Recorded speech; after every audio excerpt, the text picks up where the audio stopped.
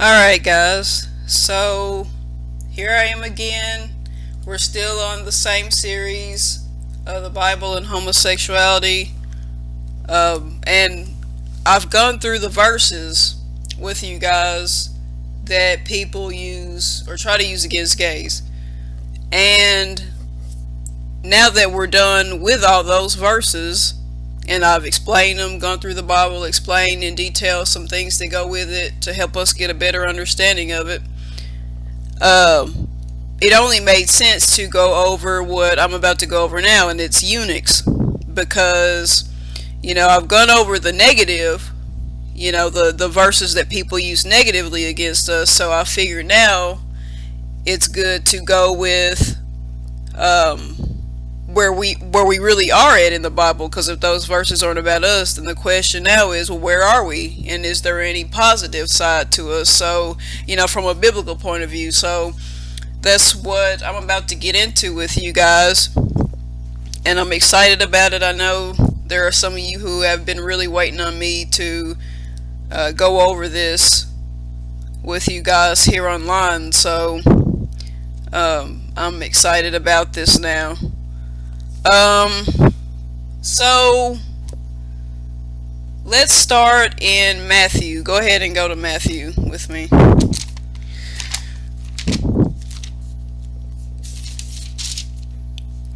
Head over to chapter 19.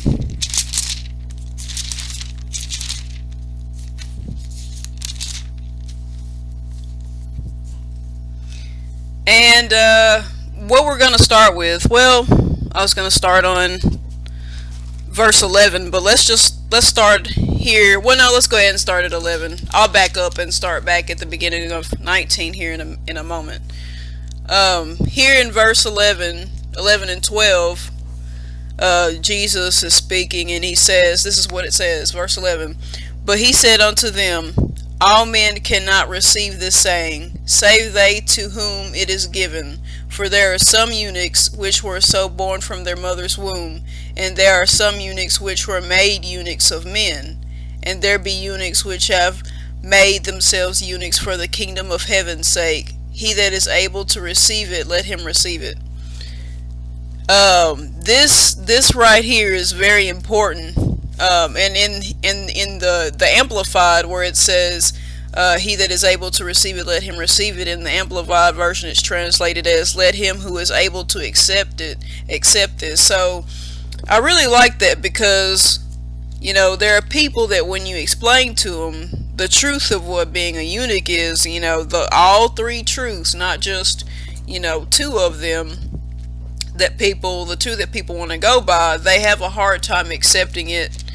Not just because you realize there's nothing wrong with being gay, which is what we're taught, but then to top it off, it's actually a gift from God. It's something that we're born into, but we're not born into it because of sin. It's an actual gift from God, and that there is a purpose served in us being who we are.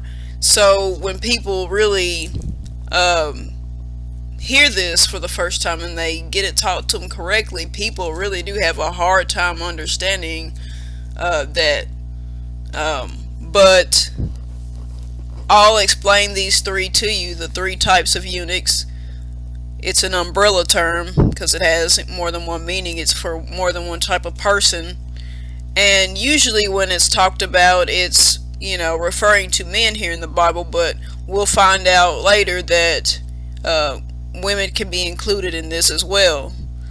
But I could imagine in biblical times it may have been hard for a woman to do this, just because it was hard for women at all. It was hard for women to really stand on their own and really speak up for anything, even if just God. I mean, it's just, it's a heroic thing when it is done by a woman. But anyway, let's look into these three types of eunuchs. So going back in verse 12, it says, for there are some eunuchs which were so born from their mother's womb. And these would be gays. This is where we would fall into the category.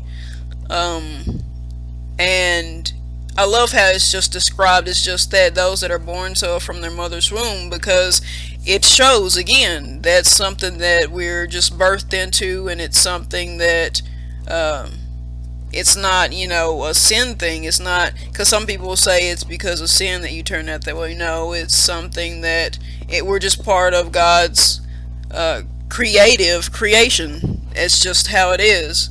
Um, so moving on here, it says, and there are some eunuchs which were made eunuchs of men, and these were the eunuchs who um, basically were castrated a lot of times. In other words, they had their testicles cut off, or in some instances, even like smashed off, like stepped on, or something like that. Pretty painful, I imagine, but that's just what they did. And there be eunuchs which have made themselves eunuchs for the kingdom of heaven's sake. That's the third one it says. These are people who want to remain celibate. They don't purposely just don't engage in sexual activity. Some may not even really bother with a relationship at all. But they were people who wanted to concentrate more on going out and doing things for God. The thing about it is, and you got to understand, yes, God wanted people to multiply. That was something that was said from the beginning, but at the same time, being celibate is something that not a lot of people can do. A lot of people are meant for it, but those that can do it, it's actually something that God really honors.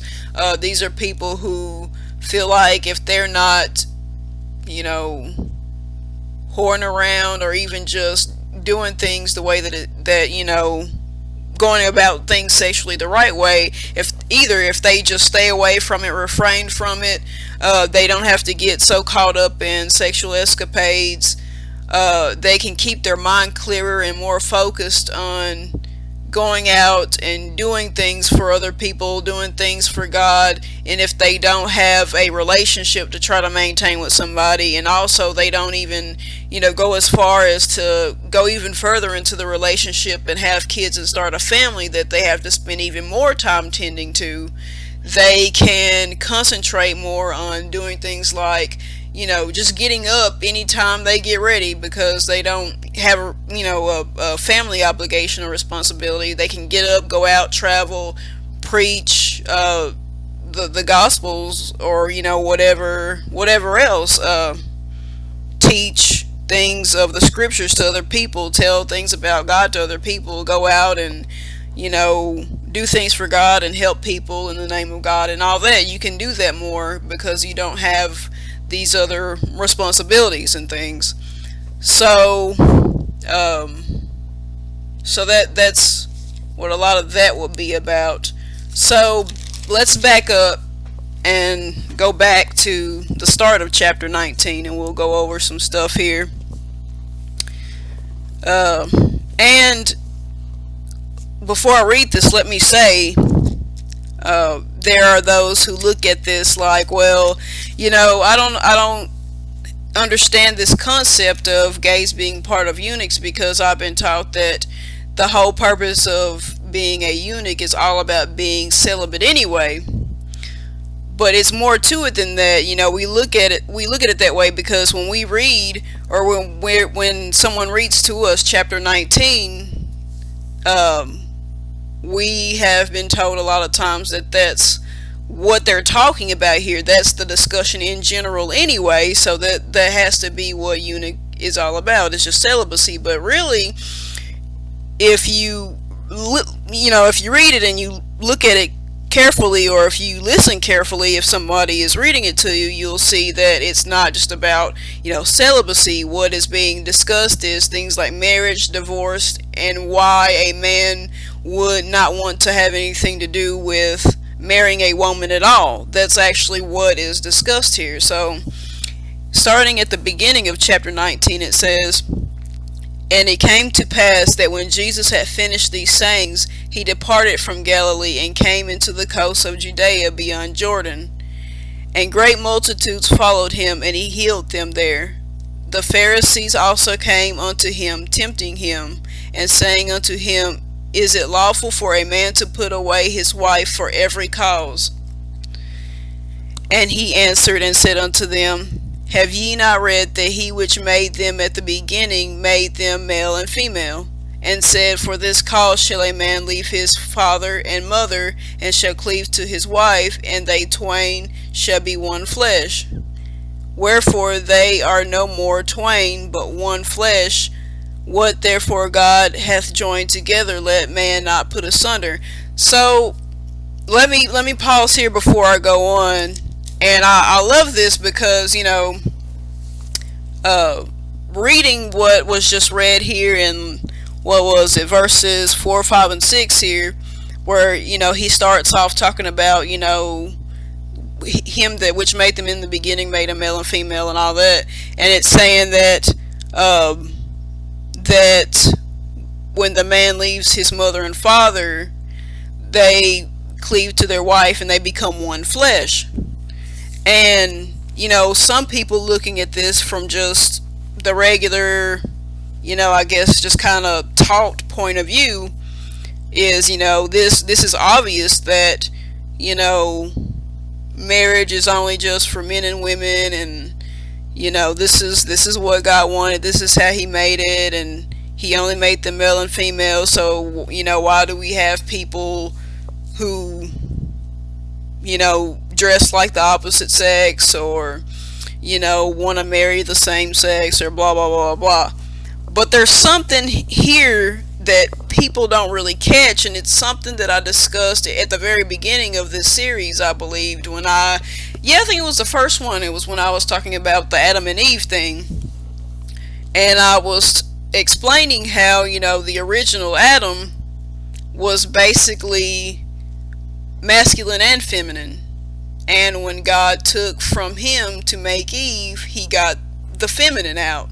It was more than just the rib, but it was, God took some of his essence out of him, some of his being out of him. He was masculine and feminine, and the way I explained it, which, like I said, if you haven't listened to that one, you should definitely check it out. But basically, just long story short, the way I explained it was, it's kind of like when you see a group of people, and if they're all women, you'll say, hey ladies, or women, or gals, or whatever. And if you have a group of guys, you say, hey guys, hey fellas, what's up? But if you see a group of people that has both males and females in it, sometimes you'll still say, hey guys, the same word that you used when it was only guys. So that's kind of how our minds look at it anyway. You see masculine and feminine together, and sometimes we'll still use the masculine word to describe, something or whatever. So that's how it was with Adam originally. He was still a he, even though he was both masculine and feminine. And when the feminine was taken away from him, he was still a he. But Eve was and always is a she. So, but that's what happened. And here on this part where it's saying, a man leaves his mother and father and shall cleave to his wife, and the two of them will become one flesh. Yeah, of course, that's the masculine and the feminine coming back together. And it also, and I also believe that God has the perfect match for every person. He makes someone for you. If you're the person, if you are the person that that he made you to be, and you are living the life that he's wanting you to be, in other words, not pretending that you're somebody you're not. In other words, if you're straight, you're straight. If you're gay, you're gay. There's no point in you being a gay person and pretending to be straight, because he has your match out there. Just like, if you're pretending you're in love with this woman and you're really not, you're just doing it to try to please people. Well, that you have some guy out there who's probably just for you from God, just like that woman has a guy out there for her by God, created. And now, you guys are both missing out on who's your, I guess what people would say, your soulmate. You're missing out on your potential soulmate because, there's this pretending going on. You know what I mean? And you're really trying to please people more than it is than about trying to please God. You're pleasing what you believe people are going to be more comfortable with at the end of the day. But anyway, so, but yeah, that's right. When they become one flesh, it's almost like the original atoms being put back together. You know what I mean? So if you're already similar to the original atom, in other words, if you have some feel of masculine and feminine already there, like for example, someone who and I'm not one to always try to go by stereotypes with people, but just stereotypically speaking, if you're the type of person who maybe you're gay and maybe for example you're a woman who maybe you dress more like a guy, kind of like how I do, or if you are a guy and you are more feminine than a lot of guys, or even go as far as to dress more like a woman, or cross-dressing as they say, or whatever. Well, you already have that masculine and feminine feel, so you shouldn't look at it as, oh my gosh, well, I'm a guy so I still need to go and marry a woman. Well, you're already both masculine and feminine, so what's the point of feeling like you have to go after a specific gender other than who you naturally are already attracted to? If you go after what is really meant for you, then that would be the flesh really coming together to make one. You're going to go with what is compatible to you, what's going to be best for you. If you're a very masculine person, more than likely you're going to go after someone who's more feminine because it fits. It just kind of has that completion to it. It's that those two coming together as one flesh. So, it makes sense when you get down to the deeper levels of what's really being said here. And a lot of times people don't quite catch that. But anyway, just moving on here, verse 7. They say unto him, why did Moses then command to give a writing of divorcement and to put her away? He said unto them, Moses, because of the hardness of your hearts, suffered you to put away your wives, but from the beginning it was not so. And I say unto you, whosoever shall put away his wife, except it be for fornication, and shall marry another, committeth adultery, and whoso marrieth her which is put away doth committeth adultery. His disciples say unto him, if the case of the man be so with his wife, it is not good to marry. And this is where Jesus said what he was saying, verse 11. But he said unto them, all men cannot receive this saying, save they to whom it is given. For there are some eunuchs which were so born from their mother's womb, and there are some eunuchs which were made eunuchs of men, and there be eunuchs which have made themselves eunuchs of the kingdom of heaven's sake. He that is able to receive it, let him receive it. So again, this goes back to what I just said a little earlier. They are on the subject of things like marriage and divorce, and why a man would even, want to marry at all. That's what they were discussing. You just heard me read it. But it's just because of the fact that when, in our world, since we don't acknowledge all three types of eunuchs and just look at two of them, we look at it as, oh, well, this conversation was all about celibacy. No. I just read to you all of that first part of the chapter, which is talking about the subject of eunuchs. But anyway, so that's what that was about. And as you see, as you read a little bit more around certain verses that people talk about, it's like, oh wow, there's more to it than I thought. But that was definitely a very important chapter to look at when looking into the subject of eunuchs.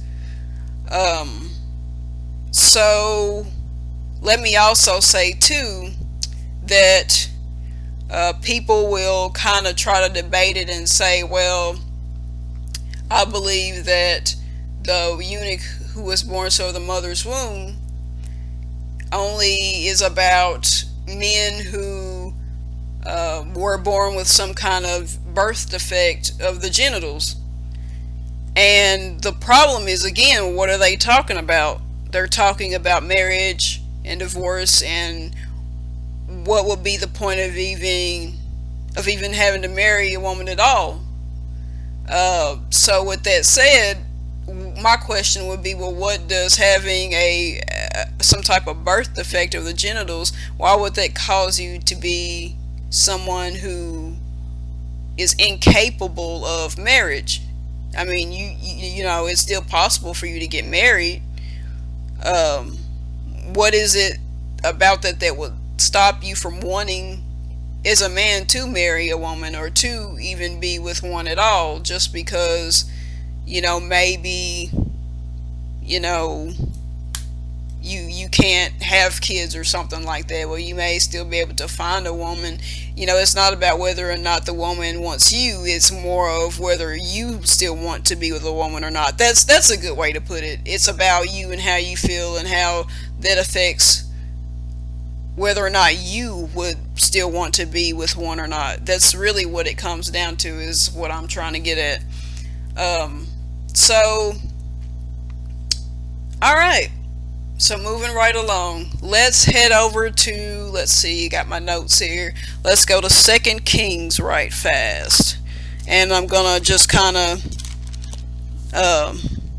flip through some stuff here and there to show you just some areas in the Bible where you may come across eunuchs. So follow along if you're with me as I head there, and I appreciate you guys following along with me online or anywhere you're listening to me. I really enjoy it, even though I can't always see you, but that's cool.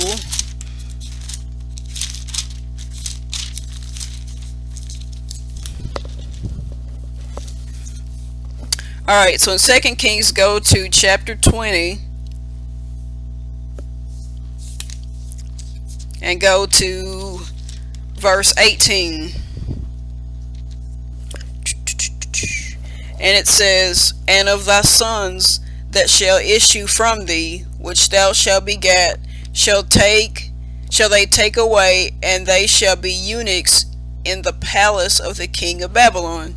So we see a reference to eunuchs here in the Bible, and it's talking about it's talking about being in the palace, being in a palace. So just wanted to point that out to you, and let's go over to Isaiah right fast. I know that was kind of random. You're probably thinking, well, why is she bringing that up?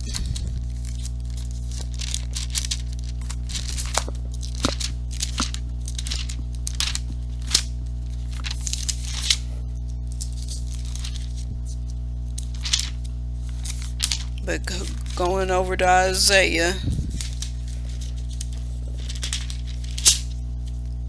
over here, and go to chapter 39 and verse 7. 39 verse 7. It says, "And some of your own sons who are born to you shall be taken away, and they shall be eunuchs in the palace of the king of Babylon." So again, we see another reference to eunuchs being in a palace. And you'll see quite often that they are mentioned to be in royal palaces or some type of royal place. So now that I pointed that out, head over to the book of Jeremiah.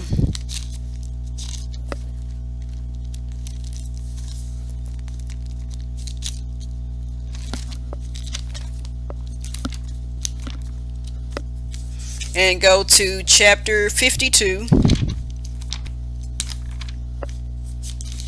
and go to verse 25.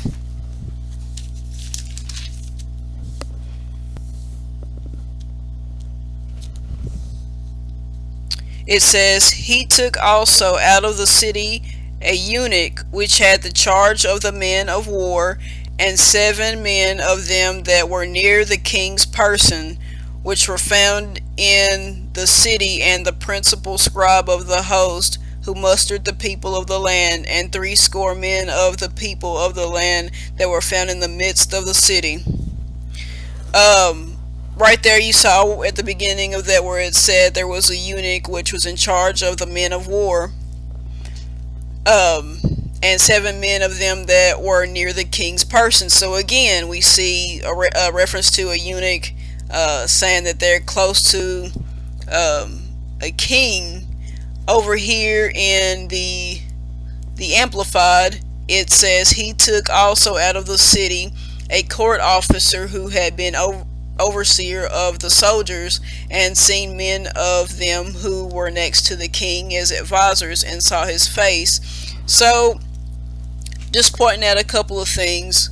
Um, Again, as you see, once I read it out of the Amplified translation, it's talking about eunuchs, and getting more specifically, these people that are next to the king are advisors to the king. They're not just anybody, but more specifically advisors and people who, it says, saw his face, so they saw him regularly. And also I wanted to point out that even though it says eunuchs in the King James that I was first reading out of, here in the Amplified it says a court officer, and in the New King James it says officer. So in some translations, even though they're talking about eunuchs, in some translations it'll say a court officer, an officer of the courts, a court officer over soldiers, or just officer.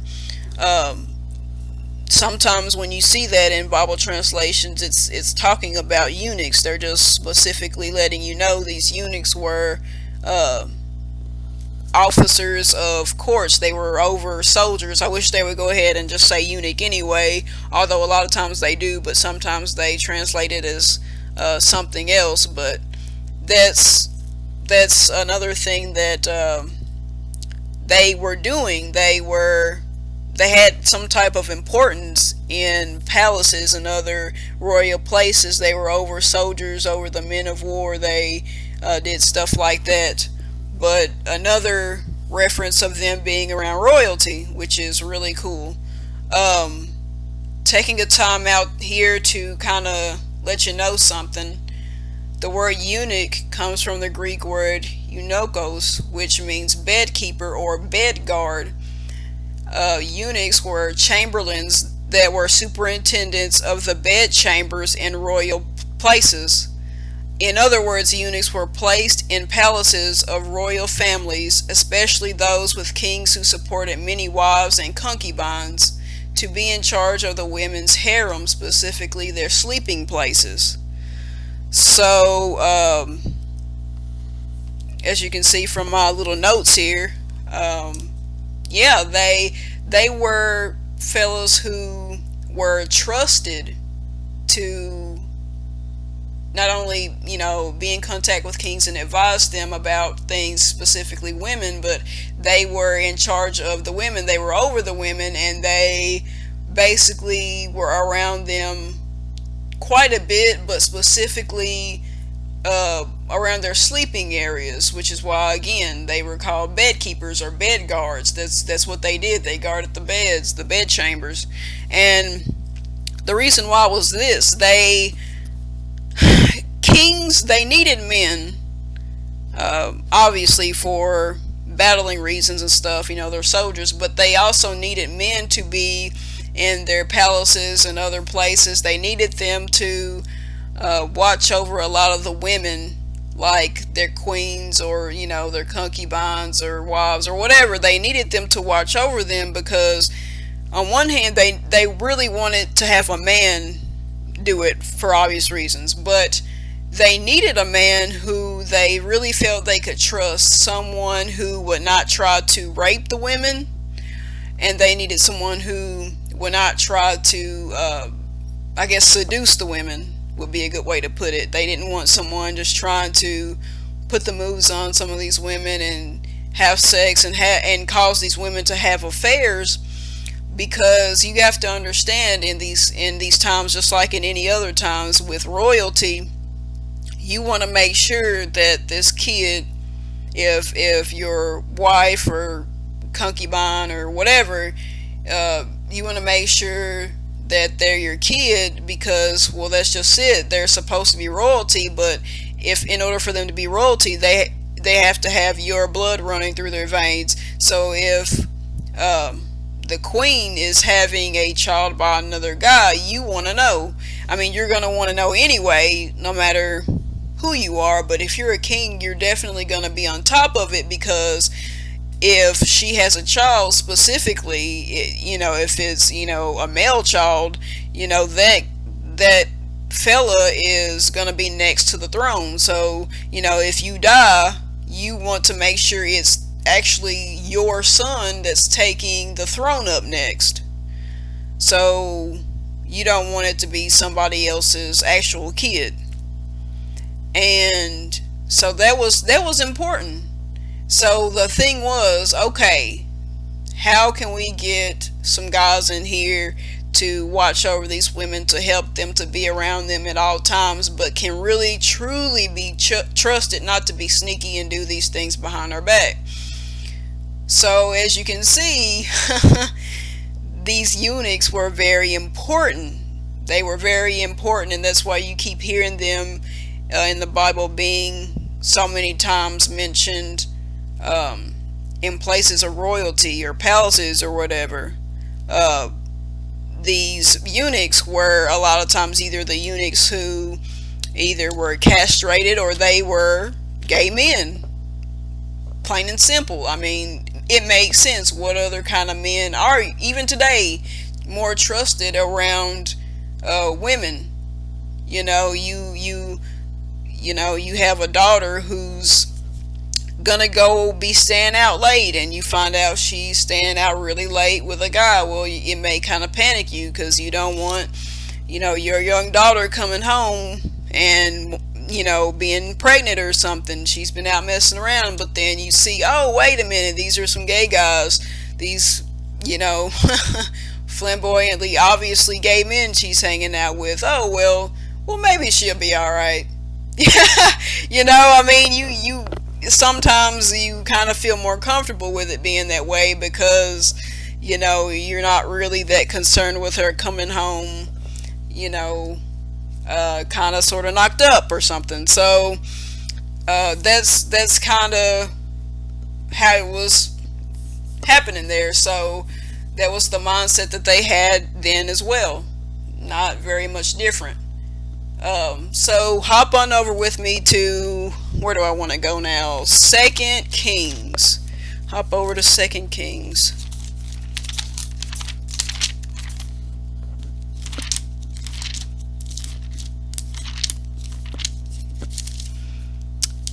Let's go to chapter 9.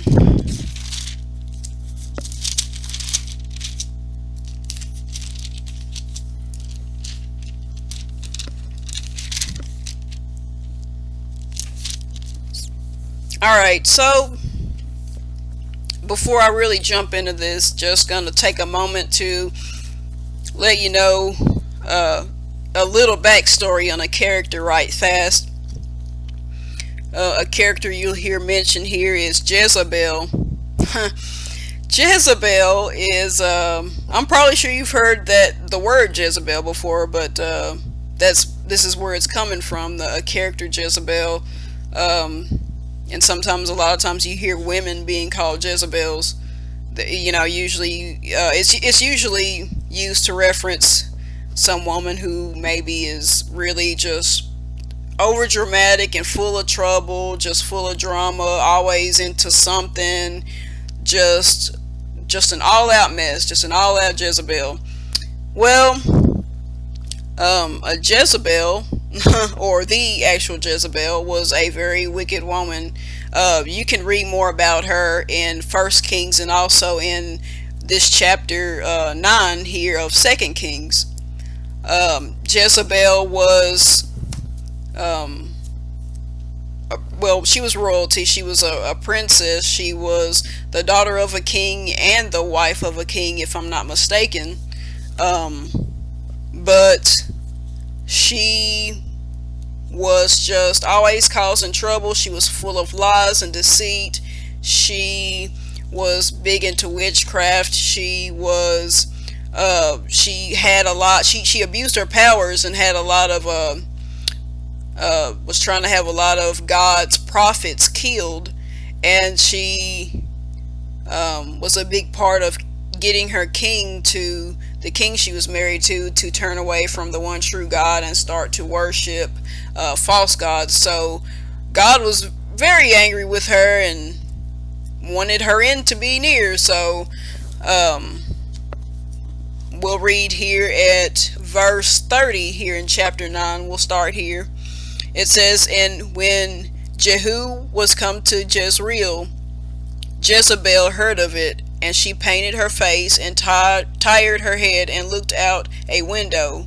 And as Jehu entered in at the gate, she said, Had Zimri peace, who slew his master? And he lifted up his face to the window and said, Who is on my side? Who? And there looked out to him 2 or 3 eunuchs. And he said, Throw her down.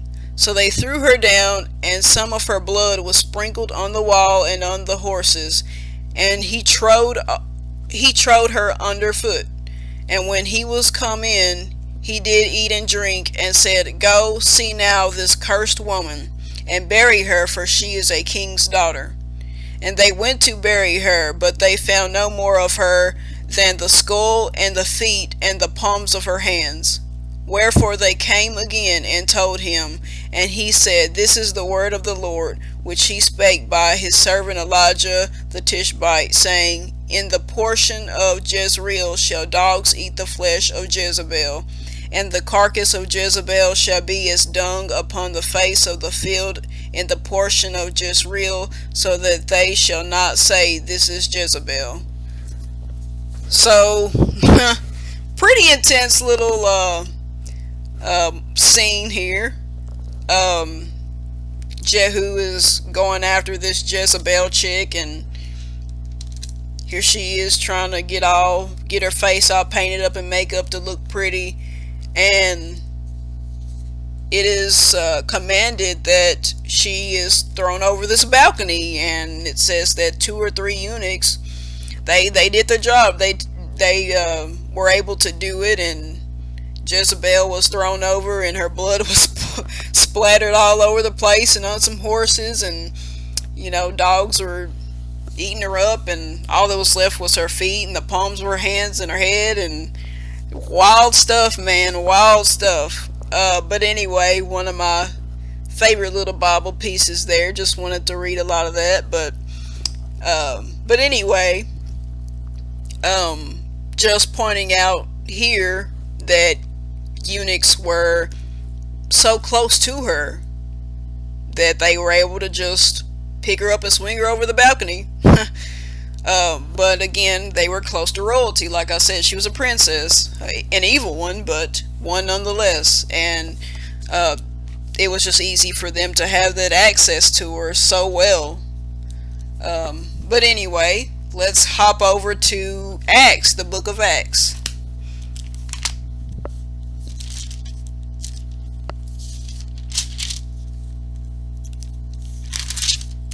And going to chapter 8 here. Starting at verse 26.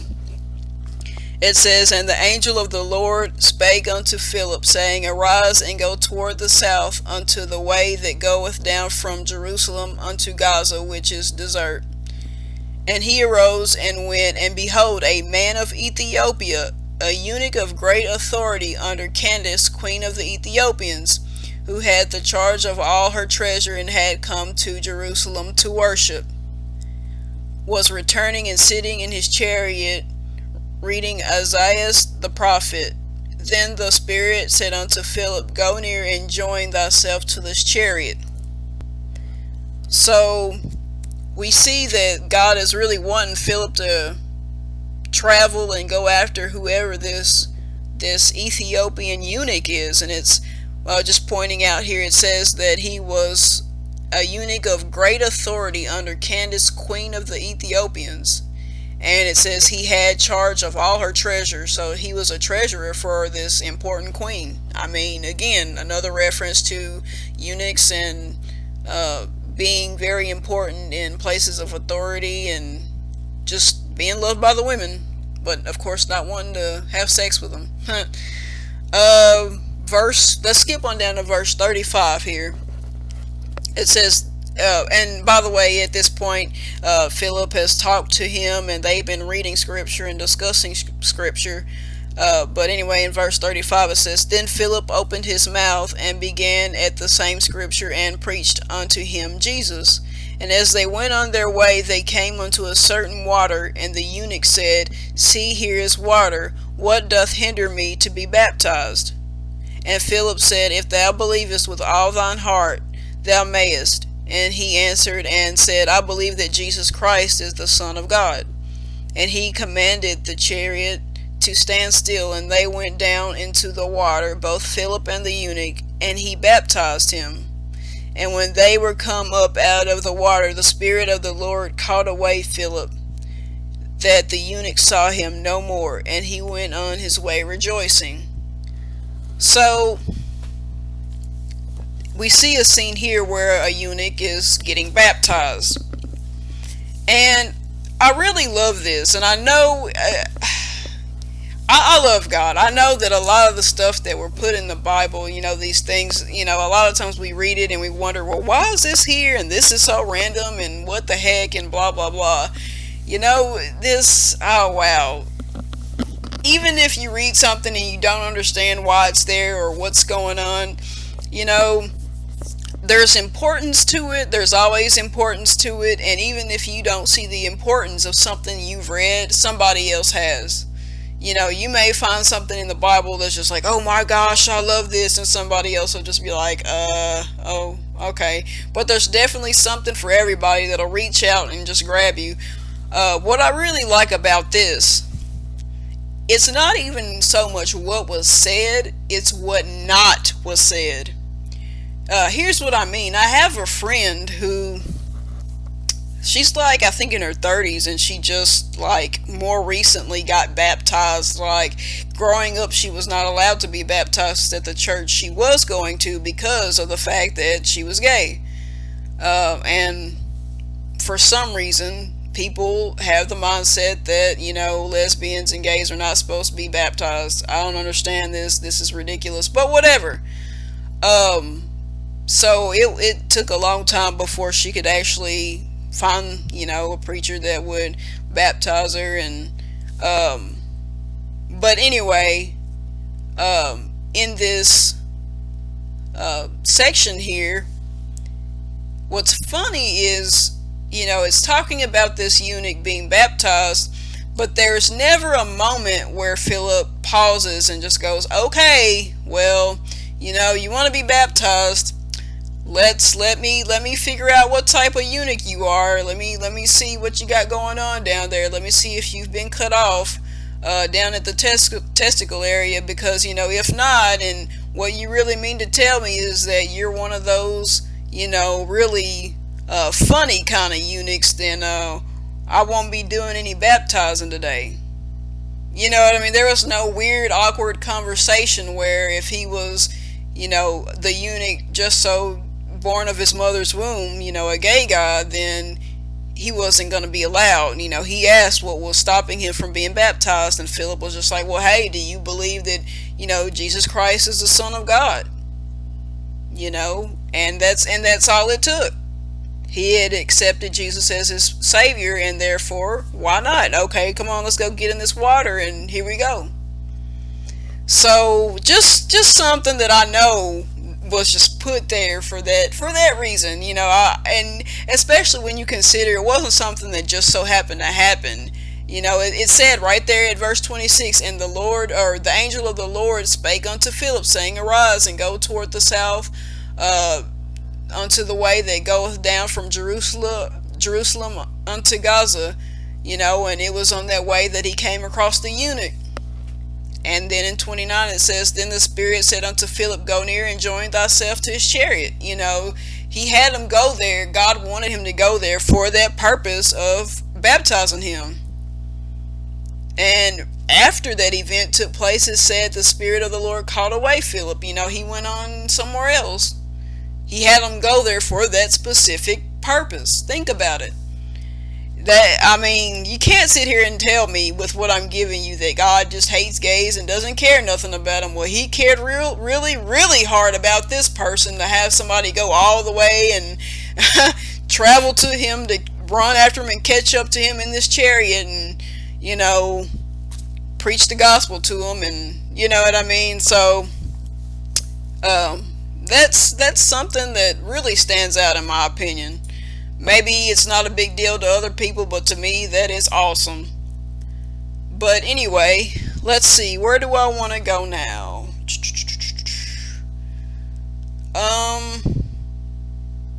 Just a little thing here to consider, and it's just the fact that, in like more of the ancient world, eunuchs were widely known for seducing other men. That's what they did. They weren't after women. They were known for trying to get with other guys. And even though Alexander the Great had relationships with women, he was believed to have had many male lovers, and one specifically called a eunuch.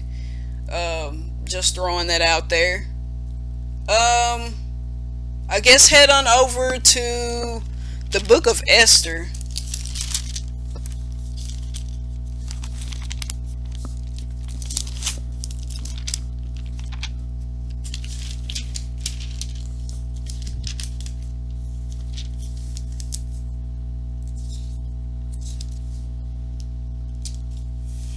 So starting at chapter 2, let's start at the beginning of chapter 2. It says, after these things, when the wrath of King Ahasuerus subsided, he remembered Vashti, what she had done and what had been decreed against her.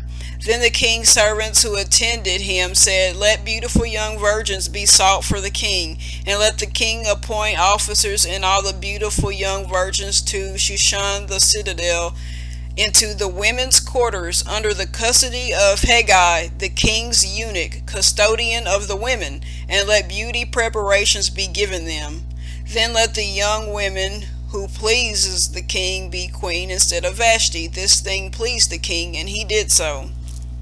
So, we're seeing here, it's saying, let beautiful young virgins be sought for the king. So the king's looking for somebody new, a virgin. He's really looking for something here. And they're trying to, it says, let the king appoint officers and all the beautiful young virgins. So, he's getting people to get these women ready, because I guess you could say he's wanting to try them out, see what pleases him the best, who pleases him the best. It says, into the women's quarters under the custody of Haggai, the king's eunuch, custodian of the women. So here we go again, a eunuch under the charge of a king in a royal place, and he's the custodian of the women, Haggai is. And it says, let beauty preparations be given them. So, of course, these officers, these eunuchs, and particularly Haggai, are going to be giving these women these beauty preparations to prepare them for the king. So, I'm just asking you, what type of guys do you know would be all about being around women all the time? Because, guys could be in the palace, they could be like soldiers or some type of other servant for the kings or whoever, but these guys are more so specifically over the women and spending time with them and watching over them while they sleep, but not fooling around with them. And now to top it off, they want to give them beauty preparations. They're putting this perfume and makeup and stuff up on them, and is this kind of ringing a bell to you right now? Is it not getting more obvious who these people are, who these particular eunuchs are. Uh, Go down to 12. Go down to verse 12. It says, each young woman's turn came to go in to King Ahasuerus after she had completed 12 months' preparation, according to the regulations for the women, for thus were the days of their preparation apportioned: 6 months with oil of myrrh, and 6 months with perfumes and preparations for beautifying women. Thus prepared, each young woman went to the king, and she was given whatever she desired to take with her from the women's quarters to the king's palace.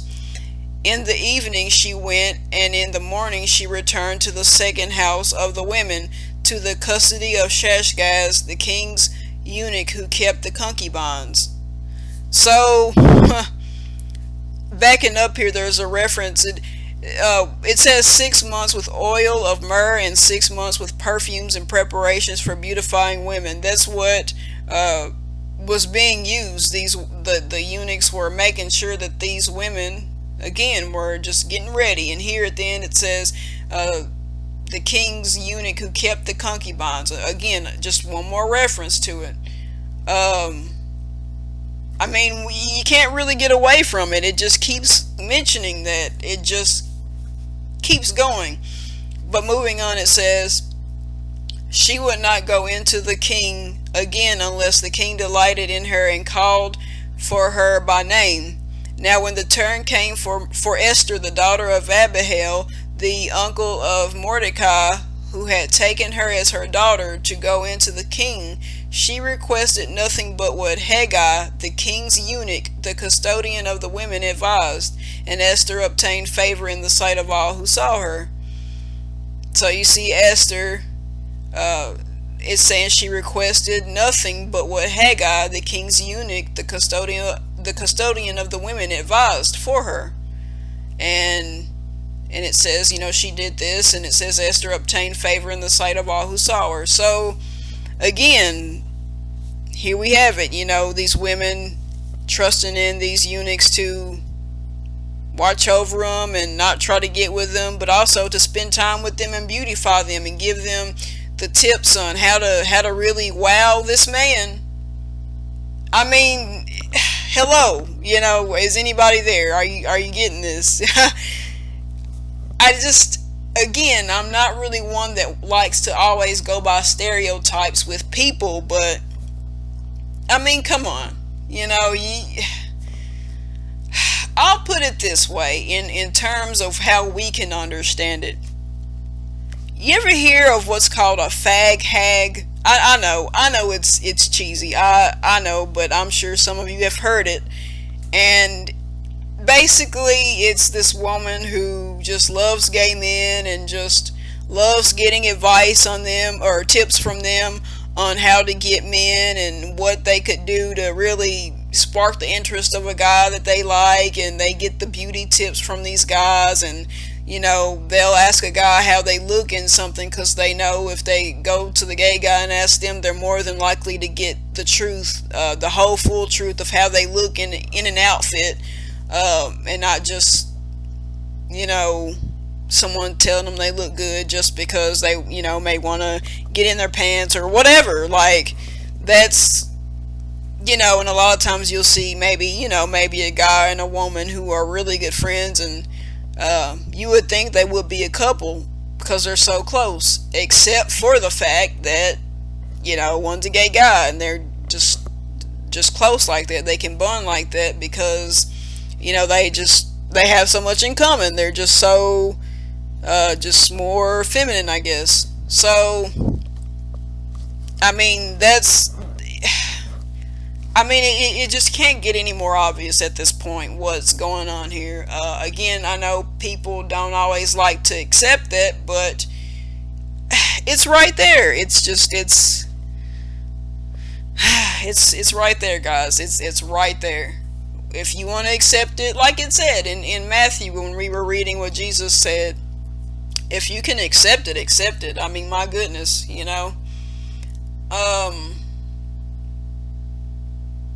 just some notes that I typed up here. Just wanting to read that to you for just a moment. It says, in these verses, we see that the eunuchs were responsible for the beauty preparations for these important women, using things such as oils and perfumes. They also gave the women much advice on how to impress the king or whoever they had their eyes on. You know, if you think about it, it sounds like some of the very same stereotypes of gay men today. Gay males have been known for giving the female friends fashion tips and advice on how to get the guy that they want. Also, in our modern America, although not ruled by kings and queens like some countries, our women of importance and power are usually celebrities. And on TV, we see the dominance of gay men in the fashion, hair, and beauty industries, especially in a variety of reality TV shows such as RuPaul's Drag Race, Queer Eye for the Straight Guy, America's Next Top Model, and Project Runway. Some who have a hard time believing that gay men will be put into a group of men made for protecting women may look at it as, okay, well, I don't believe they're strong enough for a job like that. Like, you got to be kidding me. But here's the thing you got to consider, and this goes over people's heads, and it kind of took me off guard too, because I was like, well, for one, you got to understand, not all gay guys fit that, kind of stereotype. I mean, we have a lot of strong gay guys out there, but, that is an interesting way to look at it. But then it hit me, and I realized there's something there that's super just kind of obvious that is going over our heads. And basically it's this. We look at eunuchs as, fitting that description, but we don't want gays to be a part of that description. Well, okay, if you look at the other eunuchs, are they as tough? I mean, you have those who are abstaining from sex, but then you got one more type of eunuch, and it is those who have had their testicles removed. Well, here's what you're forgetting. If that is the case about those eunuchs, they're probably, maybe some of those who are even weaker than the gay men. They're weaker than the gays, but yet they're still there protecting women. And you got to think testosterone produced in the testicles of a male, you got to understand, if a guy is castrated, he's going to lack a lot of that testosterone needed to help him build his muscle and his bone mass and all that. And also, if a male is castrated before puberty, he isn't getting that deep voice and the broader body and the broader facial features and the facial hair that other men would have. And this would actually make them a lot weaker than what you would probably stereotype the gay guy to be. So again, that doesn't really block the point of the fact that these guys are gay, the eunuchs who are born so from their mother's womb. But other than that, I think I showed you quite a bit here. I hope that you enjoyed what I've been showing you. I want to take this time here to go to probably our last little part here biblically. Let's go to Isaiah.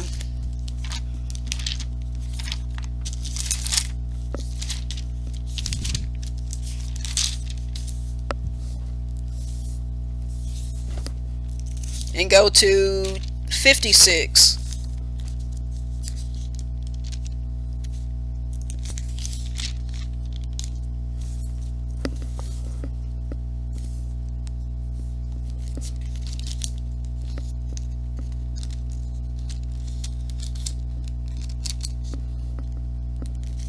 So I was going to start at probably about 3 or 4, but let's just go ahead and start at the beginning of 56. We may as well go through it all here because I'm already seeing some things here and there I want to point out. We'll go over this chapter, and I'll say a few things and wrap this up. Uh, but anyway, Isaiah 56, if you're there, read along with me. It says, "Thus saith the Lord, keep ye judgment, and do justice, for my salvation is near to come, and my righteousness to be revealed.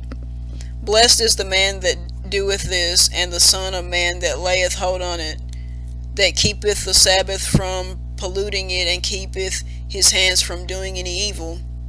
Neither let the son of the stranger that hath joined himself to the Lord speak, saying, The Lord hath utterly separated me from his people.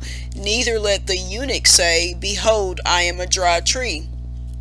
For thus saith the Lord unto the eunuchs that keep my Sabbaths, and choose the things that please me, and take hold of my covenant. Even unto them will I give in mine house, and within my walls a place and a name better than of sons and of daughters. I will give them an everlasting name that shall not be cut off."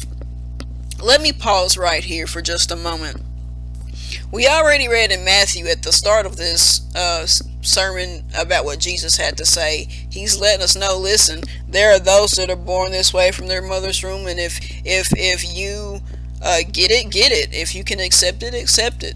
You know, he's just letting us know, hey, there's nothing wrong with it. It's cool. If you get it, please just get it. And now here in Isaiah 56, we're hearing God specifically talking about it, and he's like, hey, guys, you know, if you're a eunuch, like he said in verse 3, let not the eunuch say, Behold, I am a dry tree. And you got to understand, and to me this goes a lot hand in hand when people will try to basically say that gays are just unproductive people. They're not a productive part of society. They can't do anything for God because they're not having kids, and they're not doing things like that to contribute. They're dry trees, I guess you could say, in a way. They're not bringing forth any fruit, which is kind of funny because that's what we're called, our fruits, a lot of times.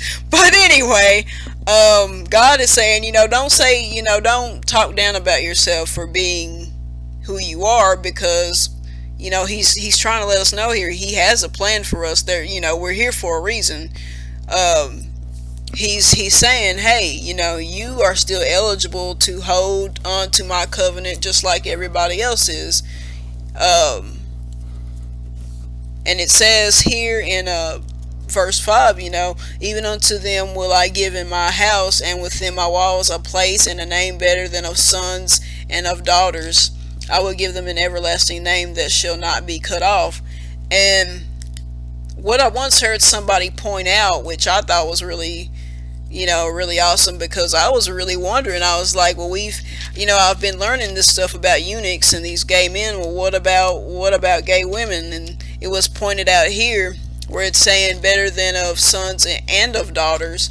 We're now seeing that this goes to not just women, or not just male eunuchs, but women eunuchs as well. He's acknowledging us as well, because you got to remember, when Jesus was talking about it, well, what were they on the subject of? You gotta pay attention to what they're talking about and the context. And remember, they were speaking from, the people that were talking to Jesus and questioning him were speaking on more specifically a male point of view of, again, marriage, divorce, and why these men would not even want to, get married. So he was speaking more of, the male point of view, the men. So he was talking more, I guess you could say, along the lines of, the male point of view. And of course, so nothing feminine was really mentioned about it, but, there was no need for it, because again, the context, it was from the male point of view that it was being asked. So he was answering it from that point of view. But here God is just like, hey, this includes you guys too, by the way. It includes the women. So but anyway, reading on at verse 7, even them will I bring to my holy mountain, and make them joyful in my house of prayer. Their burnt offerings and their sacrifices shall be accepted upon mine altar, for mine house shall be called a house of prayer for all people. Again, I love the little things here and there that the Bible says and doesn't say both. It's saying that he wants a house of prayer for all people. He never says, oh, everybody except for gays should be allowed to come and worship me, even though there are some churches that act like that. But anyway, moving on. Verse 8. The Lord God which gathered the outcasts of Israel saith, Yet will I gather others to him, beside those that are gathered unto him. So he wants more. God wants. Listen, we get so caught up, and a lot of Christians today get so caught up with going around telling everybody who they believe God hates, and God doesn't want you worshiping him in his house of prayer, and God doesn't want you in his churches. God doesn't want you here or there. You can just stay at home and keep everything to yourself because God doesn't want you. And really it's just them. They need to replace God with me and I, because that's really what they're doing, is just giving you their opinion about you. They're giving you their opinion. I don't want you here. I don't like you. But anyway, we got to remember we were made in God's image, not us, or not him being made in ours. But that's basically what happens. We want to make him in our image, and well, if I like this is what God must like. We kind of get it backwards. But anyway, well, I'm just gonna move on. Verse 9. Okay, so here's the part where it gets interesting. These last few verses of this chapter explains a lot, and it has taken me a while to really get my mind around it and really get the fullness of this for a while, because I was just like, at first when I read it, when I was first learning about eunuchs and all that, and I read this part and I was having explained to me what's really going on here, and I read these last 4 verses and I was just like, I don't know, this is kind of harsh right here.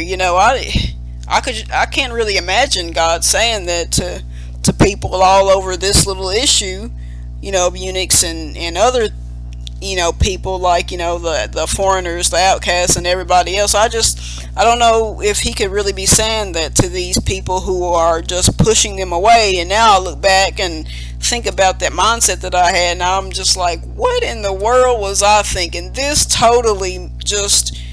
is so on spot. This totally just explains it all. This totally explains why the church leaders and the people who really should be speaking the truth about who the eunuchs really are, and other things that need to be corrected with the church. This is it right here. This is exactly what should be said to them, and God is really saying it to them. And I'm just like, thinking to myself, why did I think this was harsh? This is very on point, and this is definitely what needs to be said. But it says here, starting at verse 9, it says, All ye beasts of the field, come to devour, yea, all ye beasts in the forest. His watchmen are blind, they are all ignorant, they are all dumb dogs, they cannot bark, sleeping, lying down, loving to slumber. Yea, they are greedy dogs which can never have enough, and they are shepherds that cannot understand. They all look to their own way, every one for his gain from his quarter. Come ye, say they, I will fetch wine, and we will fill ourselves with strong drink, and tomorrow shall be as this day, and much more abundant. And when I first read it, I kind of had to reread it and be like, what's going on? And like I said, when I did get it, I was like, wow, this is kind of harsh. But again, now I'm just like, no, this is right. Basically, God is just kind of having a blunt moment here, and he's just being honest and saying, hey, listen, when it comes to this stuff in this chapter here in 56, that I've just read to you about, how God really does want everybody, the eunuchs, which of course includes the LGBT people, and the foreigners and the outcasts and all these other people, he's, all these people that are constantly being pushed away from what is supposed to be God's house of prayer. Um, but we're constantly being pushed out, and he's saying, no, bring them in. You're going about this the wrong way. And he flat out just says it here. He's saying, hey, these watchmen are blind. They're ignorant. They're being dumb dogs. They love to just slumber and just lie down, and they can't bark. Or, as one way of looking at it could be is I almost wanted to say their bark is bigger than their bite, but he's just saying they can't even bark. He's saying they are greedy dogs which can never have enough. They're shepherds, but they can't understand. And that kind of makes sense because, and this is not true about everybody. This is not true about all, highly looked upon religious leaders. But there are some who kind of make the whole bunch look bad, and there are some who, they can be very greedy. They're more about how much money is pouring in to their pockets, how much money that they get out of things, and just how much they get in general, whether it be not just money but power, and how much admiration they get from people. They're more concerned about what they can get than really telling the truth, no matter at what cost it is. It says that they can't have enough, and they're shepherds that cannot understand.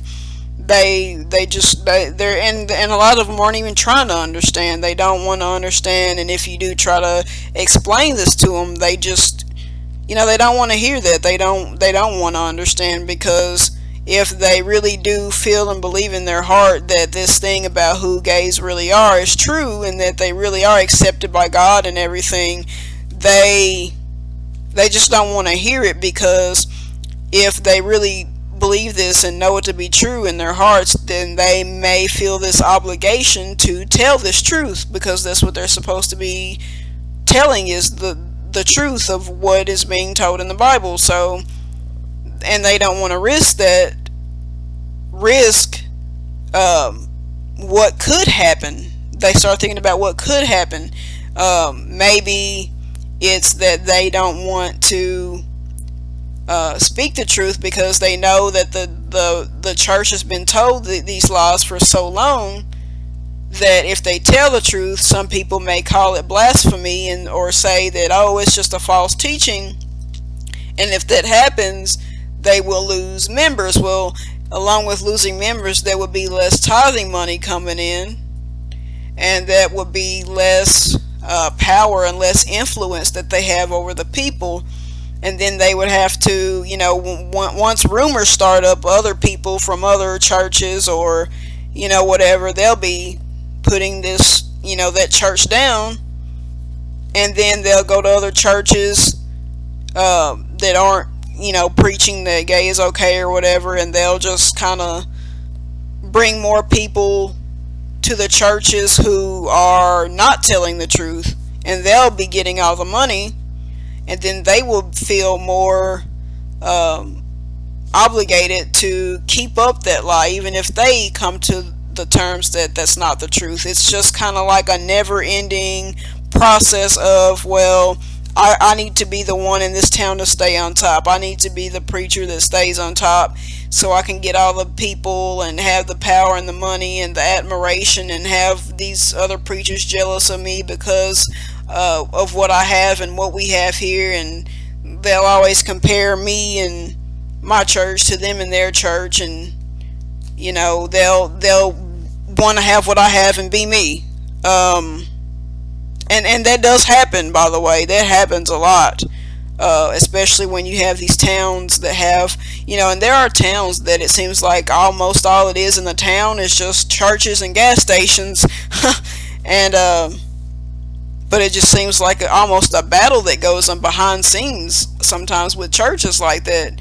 You get a small town with a lot of churches, And there's almost like a battle going on to have more people going to the church. And the question a lot of times is, well, what are you battling for? Are you just trying to build God's kingdom like you're supposed to, or are you just trying to get more people for more money?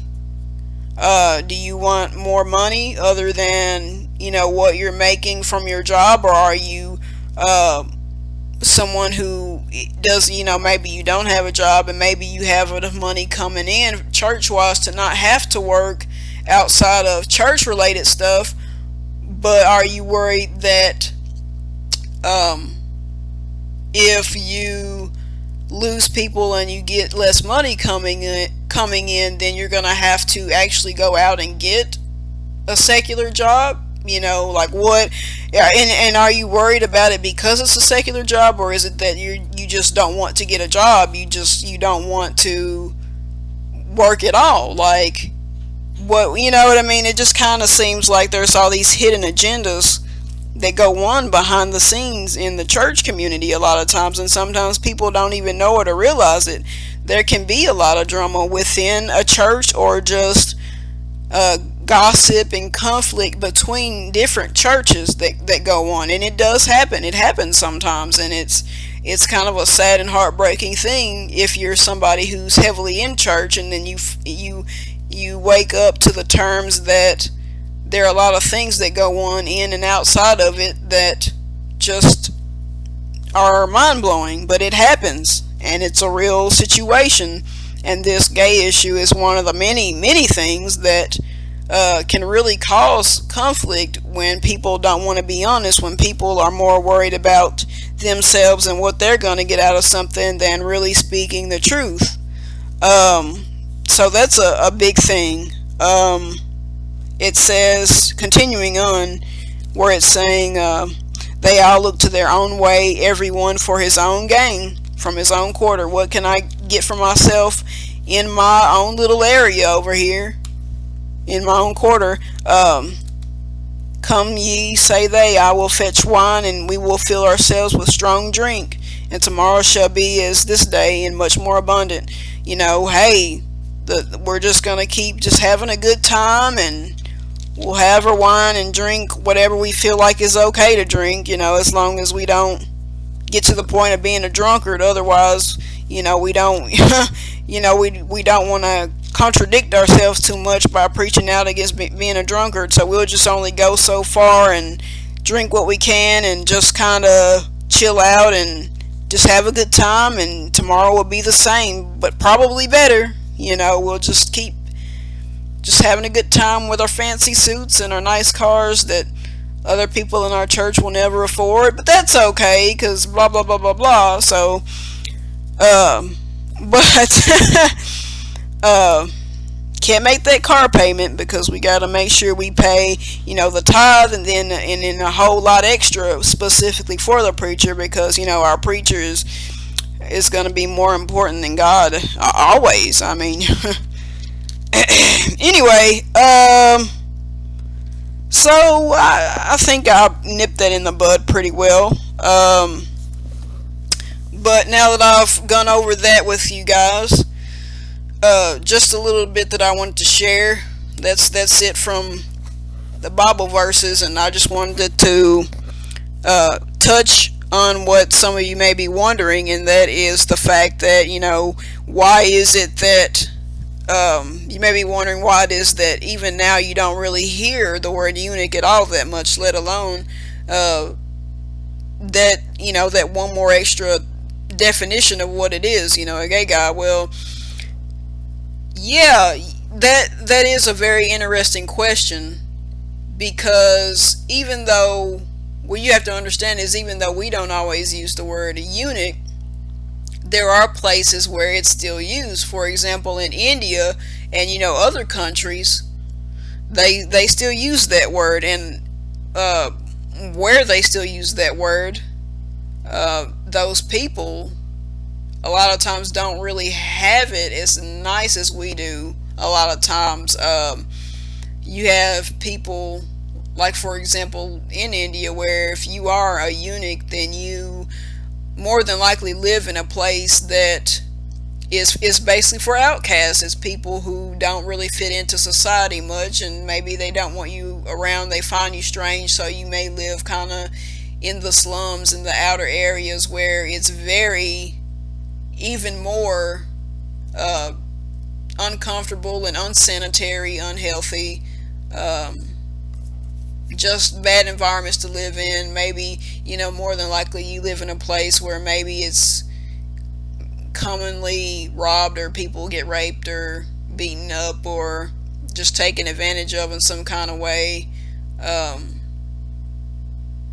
just stuff like that. And it's really sad, and it's something that I would say you guys should definitely look into. You have, I mean, they use eunuch, but there's another word. It's hydras, I think is how it's pronounced. It's Hijras, the hydras or the eunuchs, and there's stuff that you can find on it. There's quite a bit of books out on it. Uh, Let me see what else was there. Oh, and one of the things that really fascinated me, got this documentary called Two Spirits. It's really good, and you should check it out if you get the chance. It's about the Native American point of view of what we would call eunuchs, or gay people. They were called the two-spirited people, not really so much that they had more than one spirit. They had a spirit, but they were just looked at as, well, they have the masculine and feminine, so they're probably, they have a masculine and feminine spirit about them. It's not just a masculine spirit or a feminine, but it's a little bit of both in their spirit. And they looked at these people as very important people, and people who were very close to God, very in touch with God, more so than the average person. Gay people were important. It was like they looked at it as a gift from God with these people. They and two-spirited people, these people, not only were they gay, but it could have been, just people who seemed more like the other gender in general. And there were a lot of people who were into, just cross-dressing. They dressed like the other gender. People like that, they all fit into into this category. They were considered healers because they were very much into medicines and how to help people feel better. And they were also into matchmaking. They were matchmakers. They were good for helping you find who they believed, your, I guess, soulmate would be, your perfect match. And they were also these marriage counselors a lot of time, in a way, because they looked at it as, okay, if you are a couple, a man and a woman, and you're having issues in your relationship, well, you could get a guy or a woman to be your counselor, but there's a chance that they may see things from a very one-sided, biased point of view. Meaning, this guy counselor may take up the side of the guy, or the woman counselor may take up the side of the woman in the relationship, and just always kind of see things their way instead of a more even kind of way. So if you got one of these people who were, what they call the two-spirited people, these people, since they embodied that masculine and feminine in one, because maybe they were a woman who were more guyish and did more guy things and dressed like a guy, or a guy who was more feminine, then since they had that masculine and feminine evenness about them, they would be the better people to counsel the straight couples, because it was easy for them to see things from the male and the female point of view. It was a way easier process for them to look at it from a very even, unbiased point of view, so you could get a very fair and just opinion on, okay, who's right and who's wrong, and who, who needs improvement and what this person needs to do to help the other person in their relationship with. It was, they just felt that it was better. And if you think about it, that actually makes a lot of sense. For example, I mean, heck, I remember I had a conversation with a friend of mine last year, I believe it was.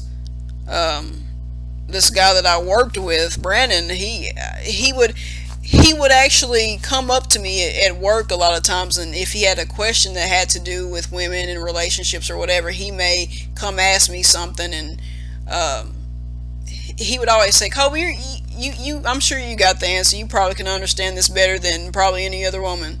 And he'd ask me something, and he would just be like, "See, that makes sense right there." And he'd just be like, I like talking to you because you being who you are, it's like I get that fair opinion of, okay, you can get things from the woman's point of view, but you can get things from the guy's point of view as well, because you are a woman, but at the same time you date women. So it's just kind of like you you get the fair point of view of it, so you understand it better in ways that I couldn't even understand, but at the same time you're not gonna like get mad at some of the things that I ask you. You don't get offended because you get it.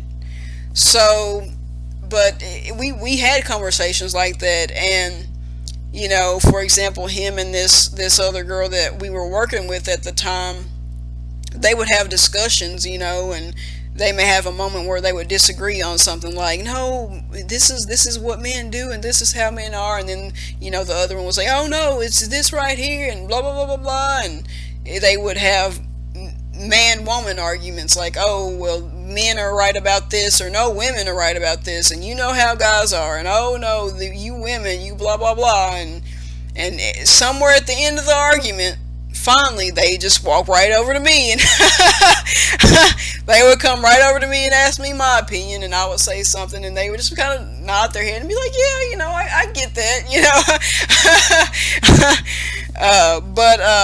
but yeah, I mean, it made sense that they looked at it that way. It was just a gift from God. It was a good thing. And a lot of times people don't understand, well, I don't understand the purpose. What is the purpose of somebody being gay?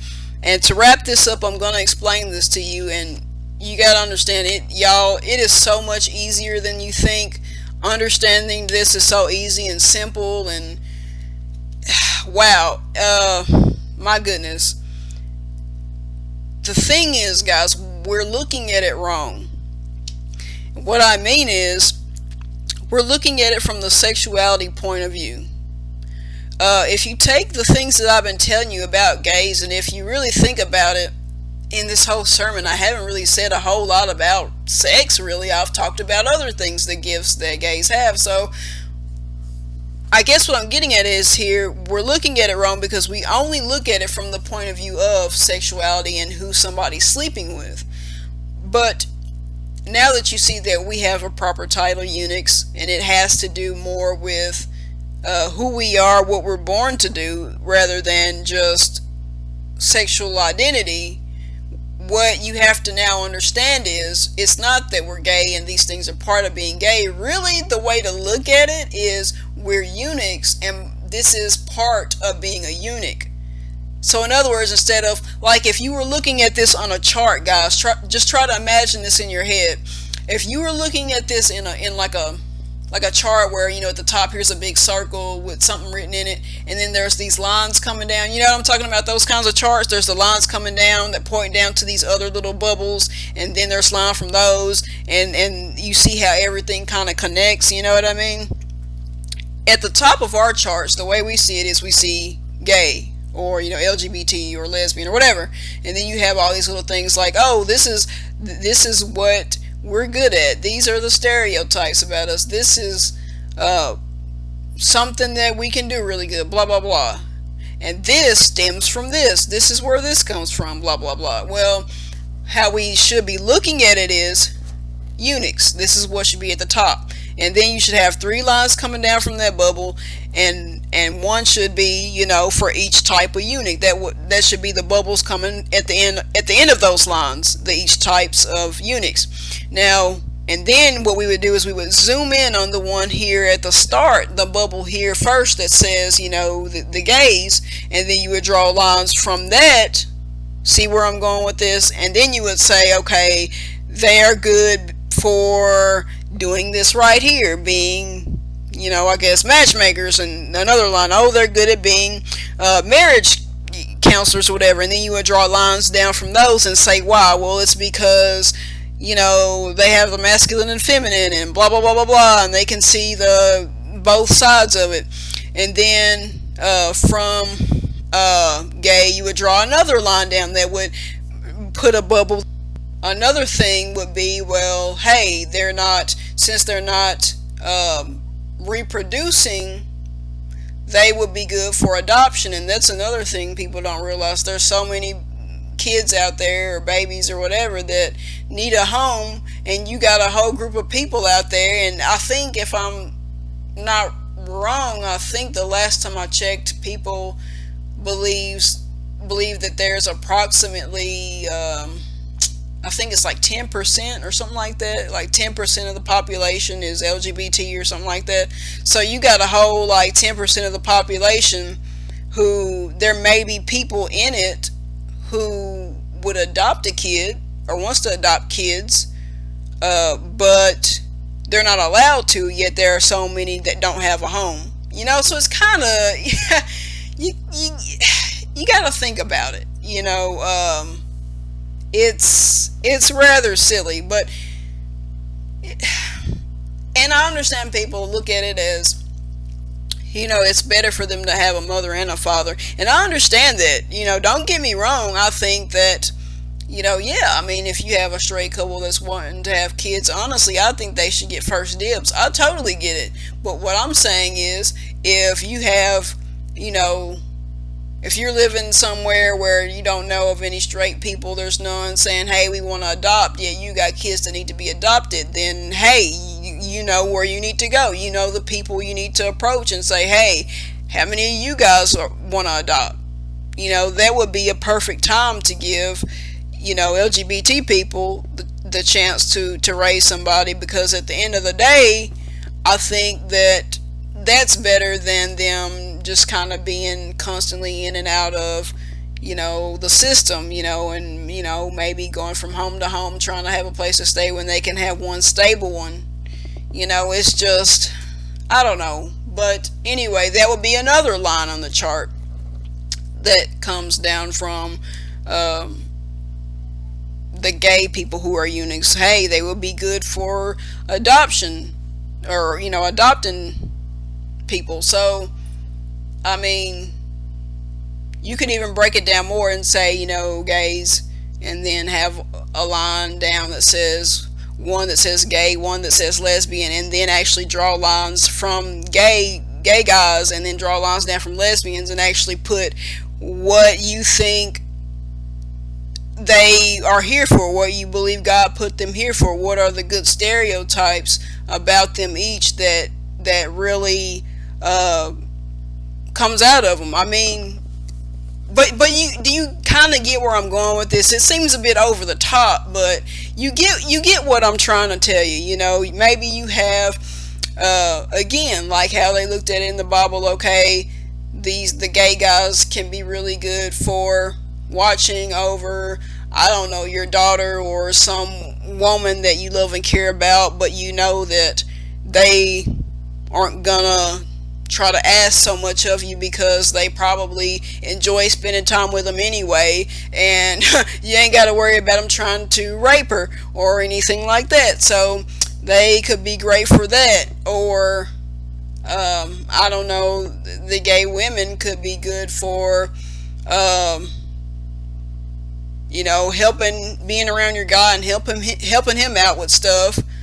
You know what I mean? But you don't have to worry about her trying to seduce him. Or maybe you could say the lesbians are good at, maybe if you want, I don't know, if you find some really big butch lesbian that's good at fixing stuff around the house and getting up on the roof and, with the hammer and the nail fixing stuff or whatever, but you want to make sure that it's somebody that's not gonna try to, you know, get with your guy, and all you have is, is a female doing it. Well, if you know she's a lesbian, then it's like, hey, she's probably tougher than the straight chick, and at the same time, I don't have to worry about her hitting on my husband while I'm gone. You know what I mean? Just something. I mean, there's there's different things, but I'm just trying to get the point across to you that we look at it the wrong way. We look at it as, oh, well, these are the gifts that gays have. Well, really, it's more of they're eunuchs, and these are the gifts that eunuchs have. Um, and because really, if you think about it, just being gay could be a gift by itself. Uh, Having that ability to be attracted to the same gender, and even bisexuals, if they have the gift to be attracted to both, and it's like they get the best of both worlds, I guess you could say. um so that, I mean, but I'm just hoping that you kind of see where I'm coming from with this. A lot of times we look at it from the wrong point of view. Um so that's the way that we should look at it. I think we should do that more often when we explain it to people. Just get pencil and paper and just try to draw it out on the chart. Like, be like, this is how you guys look at it, right? This is how the world sees it. This is how God sees it. You know what I mean? Like, just compare the two charts. But they'll probably think, oh, this is, he thinks he's a scientist, but he's really more of a mad scientist because he's kind of crazy talking this stuff. But you do it anyway. You show them the charts anyway. But um, I hope I got all that I needed to get across to you guys done.